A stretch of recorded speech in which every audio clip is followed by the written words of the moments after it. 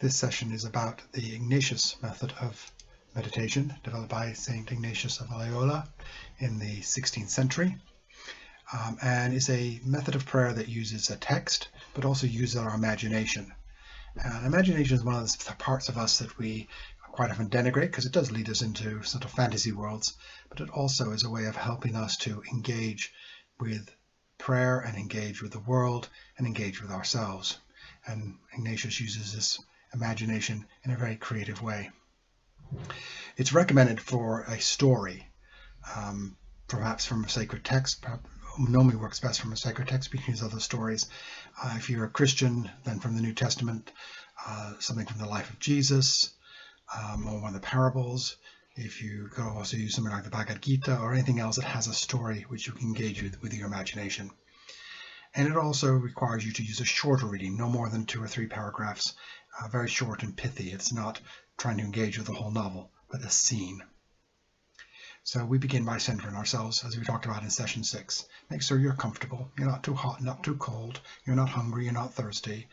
Make sure you're not going to be disturbed by a phone or whatever. So a chance to center yourself and get yourself quiet. Then we open ourselves up. And today, one way I'm going to do that is using a prayer that Ignatius himself used, but you can use other prayers or just make a statement of commitment or just allow yourself quietly to open up to the source. So the prayer of St. Ignatius for this: Lord Jesus, I ask for grace. I desire to know you more intimately, to love you more intensely, and to follow you more closely. Then you read the text slowly. Read it a few times. Get to know it. But don't intellectualize. Don't try and make an analysis of it. Don't try to say what the theology you think is underlying it. Just allow it to unfold before you and just allow it to enter into you. Don't intellectualize. Don't make an analysis. Once we've done that, we now reread it, or we remember the story, whichever works best for you. But this time, imagine yourself in the story. Use your imagination. Get gritty and down to earth. Hear the sounds of whatever scene the story has. Smell the smells. Feel what the weather's like. Is it hot? Is it cold? Is there sun down? Is it dark? Is it cold wind? And then also notice your emotions as the events unfold before you. Imagine you're there and feel what it'd be like both physically, psychologically, and emotionally to be in that place at that moment. Now, this is something you can take as much time as need be. Don't speed it. There's no race here. Just take the time to fully immerse yourself in that scene and to watch the story play out.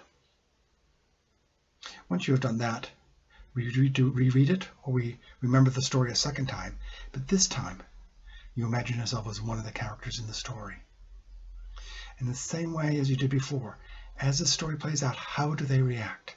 How do they respond? What are they feeling? What are they feeling emotionally? What are they feeling physically? What are they thinking?